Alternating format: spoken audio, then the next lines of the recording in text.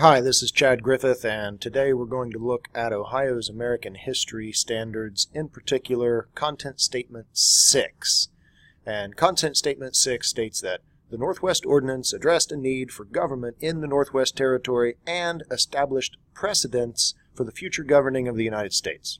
Sounds great, and if you look below it, you see lots of vocabulary-type words that you likely do not remember. So before we try to dive into anything dealing with the Northwest Ordinance or the Northwest Territory, we need to do a little vocab lesson. So let's switch. Boom, there we switched. To a list of vocabulary type terms that I put together with the intent of making that content statement easier to understand. And they are roughly in the order that they appear in the content statement. So if you want to have it open, you're welcome to do that. If not, that's okay too. So first, in the late 1700s, what was meant by the term Ohio country? It does not mean Ohio was a country. It is part of the country, and part of it was later in Ohio. So here, according to Ohio History Central, the Ohio country was the name given to the territory roughly west of the Appalachian Mountains and north of the Ohio River, and this was before the American Revolution. So let's zoom in a little, take a closer look at this image. There we go. I think in the video that should be pretty good for you to see. Here's little Meigs County, Ohio these days, and we have right here, we're looking kind of along the Ohio River. So east of this is currently West Virginia. In the 1700s that would have been just Virginia. And then up here we're into Pennsylvania. So the Ohio country, not that this is a perfect drawing of where it was west of the Appalachian Mountains, which we see running here, right? And it was north of the Ohio River. So over here, this area is now Cincinnati, and down here, you have Portsmouth and South Point. And then Meigs County again, we're getting up into Marietta and the Parkersburg, West Virginia area. But the Ohio country was just a big blob of territory that wasn't used for a lot if you're thinking in terms of big cities and things, but it became more and more important as time passed. So that's the idea of the Ohio country. That was number one. Number two, the Connecticut Western Reserve. Now, these specifically are not things that my students looking at their Ohio end of course test are going to need to know in detail, but they need to know what became Ohio at some point. And even more important, they need to know that all of these terms like Ohio country and Connecticut Western Reserve and the Virginia Military District, those were chunks of what comes to be known as the Northwest Territory. And as we talk about it, the importance of them individually will solidify a little, but don't stress about knowing where each of these little districts is or anything at this point. Just realize that they were little chunks of land that later became parts of states, in particular Ohio. All right, so the Connecticut Western Reserve, we see here, became a little chunk of Ohio, and it was just territory that Connecticut owned and later sold off. All right, we scroll on down. The Virginia Military District, similar, and if you have access to this document and you read it, it's kind of interesting. I won't go into the nitty-gritty details of it right now, but the Virginia Military District, which on the map is called the Virginia Military Survey, you see here.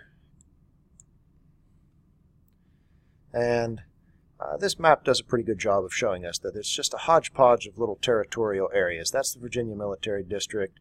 This little chunk, which becomes Meigs County and part of Athens County, and I believe Gallia, and I'm not sure about Washington County there, but that was part of the Ohio Company and its private company purchase. And then up here again we see the Connecticut Western Reserve. So you get the idea that before the Northwest Territory was the name and the law of this area, it was just a hodgepodge, just a bunch of chunks of different governments, different ownership, and I imagine very, very confusing. And I suppose, realistically, it was the Wild West at the time. And we'll talk here in just a moment about the idea of Ohio being the West. That doesn't make sense to us in today's terms, but it certainly was in the late 1700s. All right. Number 4 on this vocabulary-like list that will deal with Ohio's Content Statement 6 for American history is the Land Ordinance of 1785. Now, what does that have to do with anything? The Land Ordinance of 1785 effectively said the United States is going to divide or chunk up the land that it got from England, from Great Britain, at the end of the Revolutionary War, at the end of the American Revolution. Well, how did it get that? Well, in the end, it was because the Americans beat the British, and they signed a treaty. And here we move on to number 5, and that treaty was called the Treaty of Paris. That can be super confusing because there have been a bunch of treaties called the Treaty of Paris. Well, this was the Treaty of Paris in 1783, and it was the end of the American Revolution. And at that end, you see England recognized that the United States existed as a sovereign nation. They recognized the independence of the United States. Woohoo! Well, that's great. And something else happened out of that, and that something else is really at the heart of Ohio's Content Statement 5, and that is down here. Here you see it says the Treaty of Paris, 1783, and this big old chunk of pink or purple or however it ends up showing up on your video, that shows what at the time in 1783 would have been the entirety of the United States. Well, I put this other map on here to kind of show the viewer this was the United States. These were the United States. These were the 13 colonies who declared independence and became 13 independent little countries under the Articles of Confederation and whooped up on the British and ultimately, I'd say sent them home, but many of them didn't leave, which helped to lead to the War of 1812, but we digress. So, here we are. It appears to more than double their territory when they get this extra land from the British in the Treaty of Paris after the American Revolution. If we look at it, we could almost say over here around the letter C, Mississippi running down through here, that's a lot of extra territory. That's a lot of extra territory. And as we scroll down, we see that this Northwest Ordinance came to be. The Confederation Congress. Confederation? What? Civil War? No, not the Civil War. Remember, the Articles of Confederation were the guiding document. They were the Constitution of the day before the U.S. Constitution came about. And they were the document that guided the United States. They were the law of the land for those 13 colonies that had become the 13 original states. So the Congress working under the Articles of Confederation is sometimes referred to as the Confederation Congress. So that Confederation Congress didn't do a lot in terms of passing laws because it was dysfunctional, but it was able to pass the Northwest Ordinance, which did some pretty great things in the greater scope of early American history. The Northwest Ordinance, well, it created the Northwest Territory, and the Northwest Territory is at the heart of Ohio's Content Statement 6. Okay, I'm back. Sorry about that. I had a student come in and need some help, so I had to pause my recording for a moment. So, the Confederation Congress passed the Northwest Ordinance. The Northwest Ordinance created the Northwest Territory, and the Northwest Territory is at the heart of Content Statement 6. How was it governed, and how did it act as a precursor for some more modern laws in the United States? Well, it impacted a number of things, to include the Bill of Rights and some later amendments. The Content Statement 6 references the Bill of Rights. So what were the Bill of Rights? Well, here is a definition for the Bill of Rights. It says, a Bill of Rights, not the Bill of Rights, a Bill of Rights is a document containing a formal statement of rights. Those could include things like the Patient's Bill of Rights, the Women's Bill of Rights. But when we talk about the Bill of Rights, we're talking about this. We're talking about the first 10 amendments to the U.S. Constitution. That's what we're talking about in an American history class when we say the Bill of Rights.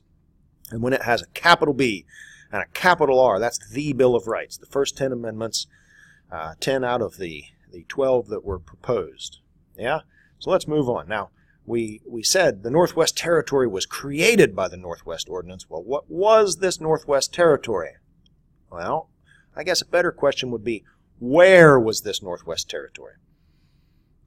Here, again, is that map of the shape and size of the United States in 1783. That is a whole lot different than the shape and size of the United States today. So when we think Northwest Territory, we're thinking Washington and Oregon up here. But that's not it back in the day. That is definitely not it, because the United States was this pink blob. The United States included this area as its Northwest. It really was the Northwest at the time, so it does make sense to call it the Northwest Territory.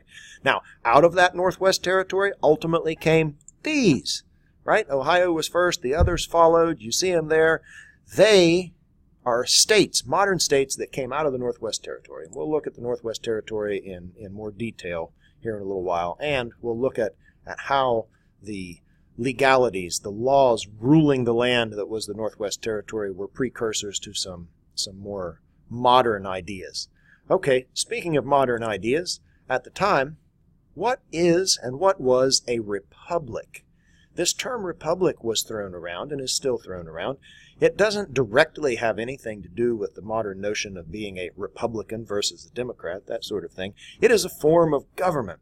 And in that form of government, citizens get to vote. But they don't all have an equal vote on everything, in that they elect representatives to do some of their work for them. In our case, in the modern United States, we elect members to the House of Representatives, and we elect members to the Senate, and acting as the Congress as a whole, they make some decisions for us.